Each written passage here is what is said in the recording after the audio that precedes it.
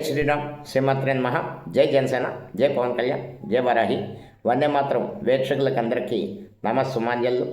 ఈరోజు నిద్ర లేచేసరికి పెను విషాదం. కర్నూలు సమీపంలో హైదరాబాద్ బెంగళూరు వెళ్తున్న బస్సు అగ్ని ప్రమాదానికి గురవడం. దీనికి కారణం ఏంటంటే ఒక బైకుని ఢీకుంది బస్సు. వెంటనే మంటలు వ్యాపించేసాయి. బైకుని ఢీకుంటే వెంటనే ఆపితే ఈ ప్రమాదం జరగదు. ఇక్కడ నా ఊహాతీతమైన ఇక్కడ ఎక్వైరీలు అన్నీ వస్తాయి. బైకుని ఢీకొన్నాక వెంటనే అప్పుడు కొంచెం దూరం వెళ్ళడం వల్ల స్పార్క్ వచ్చి మంటలు చెల్లరు, పెట్రోల్ ట్యాంక్ అంటుకుని మంటలు చెల్లరుగుతాయి. ఇది బేసిక్ కామన్ సెన్స్ ఉంటే అర్థమవుతుంది. ఇంకా దాంతో ఈ డోర్కి సంబంధించిన వైర్ అది లాక్ అయిపోవడం వల్ల, కాలిపోవడం వల్ల, డోర్ లాక్ అయిపోవడం వల్ల ప్రయాణికులు వెంటనే బయటికి రాలేకపోయారు. అందులోకి జరిగిన సమయం తెల్లదమ్ముడు అందరూ కూడా డీప్ స్లీప్లో ఉంటారు. లేవడానికే కొంచెం టైం పడుతుంది, తెలుసుకోవడానికి టైం పడుతుంది. ఈలోపు ఎవరో ఇక్కడ అద్దాలు పగలగొట్టి కొంతమందిని సర్వైవ్ చేశారు. ఆ రాత్రి వేళ వెళ్తున్న ఒక డాక్టర్ ఈ ప్రమాదాన్ని గుర్తించి ఆవిడ పోలీస్ డిపార్ట్మెంట్కి ఇన్ఫార్మ్ చేసేంటివే కాకుండా ఒక క్షతగాత్రుణ్ణి ఆసుపత్రికి తీసుకెళ్ళి అడ్మిట్ చేశారు. ఇటువంటి సంఘటనలు జరిగినప్పుడే మనుషుల్లో మానవత్వం బయటకు వస్తుంది. ఆవిడికి సహస్రదా వందనాలు.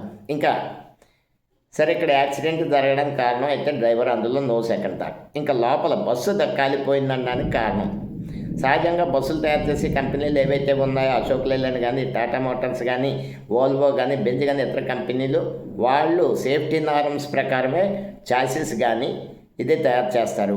బస్ బాడీ బిల్డింగ్ యూనిట్లో కూడా అన్ని సేఫ్టీ నార్మ్స్ ప్రకారమే.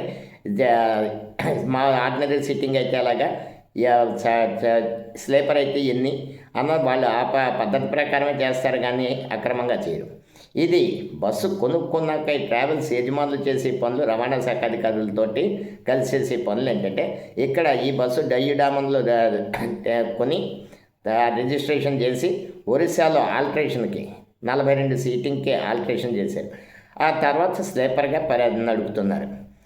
వాస్తవానికి ఓల్వో బస్సులో సీటింగు ఆర్టీసీ నడిపేది 35 సీటింగ్ నాకు తెలిసి. ఇప్పుడు వచ్చిన కొత్త మోడల్స్ నాకు తెలియదు. 35 సీటింగ్లో 43, 42 వీళ్ళు తయారు చేస్తున్నారంటే ఎంత స్పేస్ని వీళ్ళు దుర్వినియోగం చేస్తారు. అది కాకుండా బస్సు చాసిస్కి రోడ్డుకి ఎంత గ్యాప్ ఉండాలి, బస్సు బాడీకి రోడ్డుకి అది లేదు. మొత్తం అంతా లగేజ్ ర్యాక్స్, కార్గో మీద ఆదాయం కోసం. ఇక్కడ గమనించాల్సింది ఏంటంటే, వీళ్ళు తీసుకుంటున్న పర్మిట్, ఈ బస్సు ప్రత్యేకించి ఈ బస్సుగా తీసుకున్న permit national permit, tourist permit తిరుగుతుందో స్టేజ్ క్యారేజ్. ఈవేళ ప్రైవేట్ ట్రావెల్స్ అన్నీ తీసుకుంటున్నవన్నీ టూరిస్ట్ పర్మిట్ తీసుకుని స్టేజ్ క్యారియర్లుగా ఆపరేట్ చేస్తున్నాయి. అందులోని కూడా ప్రతి చివరికి ఏ నేరం జరిగినా అన్ని వేళ్ళు ఓ చోటకి వెళ్తాయి. డబ్బు, కరప్షన్, ఆ కరప్షన్ దగ్గరే ఈ ప్రమాదాలు జరుగుతాయి.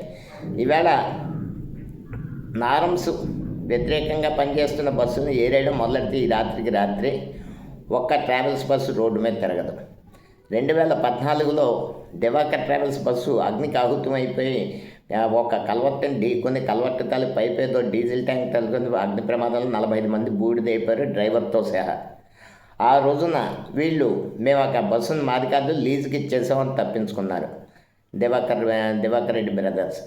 ఆ తర్వాత ఎవరికి రూపాయి దక్కలేదు, ఏ విధమైన చర్య. మళ్ళీ ఈరోజు జరిగింది. ఈవేళ సేఫ్టీ నారమ్స్ అన్నవి పాటించాలి అనేది అంటే చట్టంలో ఉన్నది, ప్రభుత్వం జీవోల్లో ఉన్నవి. అవి ఇంప్లిమెంట్ చేయడానికి వచ్చిన ఇబ్బంది ఏంటి? 35 సీటింగ్ అంటే 35 సీటింగే అలౌ చేయాలి, ఎక్స్ట్రా సీటింగ్ ఉండకూడదు. స్లీపర్ బస్సుకు పర్మిట్ ఎన్ని ఉంటాయి? మహా అయితే 16, 20 ఉంటాయి, కానీ 32, 42 స్లీపర్ చేస్తాను. ఇవన్నీ కరెక్ట్ చేసినాడు. ప్రమాదాలు జరగవా అంటే జరుగుతాయి, కానీ మానవ తప్పిదం వల్ల జరగాలి. కానీ ఇలాగా టెక్నాలజీ ఏమంటారు దాన్ని, బస్సు ఆల్ట్రేషన్ వల్ల, రకరకాల మ్యానిపులేషన్ వల్ల జరిగే ప్రమాదాలు ఎక్కువ. ఒకటి మాత్రం చెప్తున్నాను, 18 మంది 3000 డిగ్రీ సెంటీగ్రేడ్లో మలమల దహనం అయిపోయారు.